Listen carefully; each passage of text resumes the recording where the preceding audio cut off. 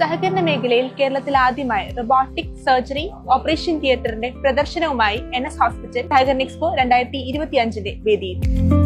നമുക്ക് ഇവിടെ ഉള്ളത് മെറിലിന്റെ 3rd generation take care robot ആണ്. മിസോ എന്നാണ് പേര്. നമ്മുടെ സർജറി എന്ന് എങ്ങനെ ചെയ്യുന്നതെന്ന് വെച്ചാൽ സർജറിക്ക് മുമ്പ് തന്നെ ഡോക്ടേഴ്സും റോബോട്ടിന്റെ ടെക്നീഷ്യനും കൂടി പ്ലാൻ ചെയ്യുന്നതായിരിക്കും. ഈ സോഫ്റ്റ്വെയറിൽ വെച്ച് നമുക്ക് ഈ ഓരോ പേഷ്യന്റിന്റെ CT അപ്ലോഡ് ചെയ്തിട്ട് അതിനനുസരിച്ച് നമുക്ക് പ്ലാൻ ചെയ്യാൻ പറ്റും. ഈ പ്ലാനിന്റെ ബേസിലായിരിക്കും ബാക്കി റോബോട്ടിന്റെ വർക്കിംഗ് ഉണ്ടാവുക. അപ്പൊ നമ്മൾ ഈ പ്ലാൻ എന്നിട്ട് പെൻഡ്രൈവ് വഴി സിസ്റ്റത്തിലേക്ക് കൊടുക്കുന്നതായിരിക്കും. ആഫ്റ്റർ ദാറ്റ് എല്ലാ സർജറിക്ക് മുമ്പും ഒരു റൂട്ടീൻ കാലിബ്രേഷൻ ഉണ്ടാകും. ആ കാലിബ്രേഷന് ശേഷം നമ്മുടെ പേഷ്യന്റ് നമ്മൾ കൊടുത്തേക്കുന്ന ഡാറ്റയും കൂടി മാച്ച് ആണോ എന്ന് അറിയാൻ ഒരു വെരിഫിക്കേഷൻ ഉണ്ടാവും. അതൊരു 2-step വെരിഫിക്കേഷൻ ആയിരിക്കും. അതിൽ വെച്ച് നമുക്ക് RMSE എറർ വാല്യൂ കിട്ടും. ഈ RMSE എറർ വാല്യൂ എന്ന് പറയുന്നത് ത്രെഷോൾഡിന് താഴെയാണെങ്കിൽ മാത്രമേ നമ്മളൊരു ഫർദർ സർജറിയിലേക്ക് മൂവ് ചെയ്യൂ. അതുകൊണ്ട് തന്നെ നമുക്ക് അത്രയും ആക്യുറസിയും പ്രിസിഷനും ക്ലെയിം ചെയ്യാൻ പറ്റും. After this we can go to surgery.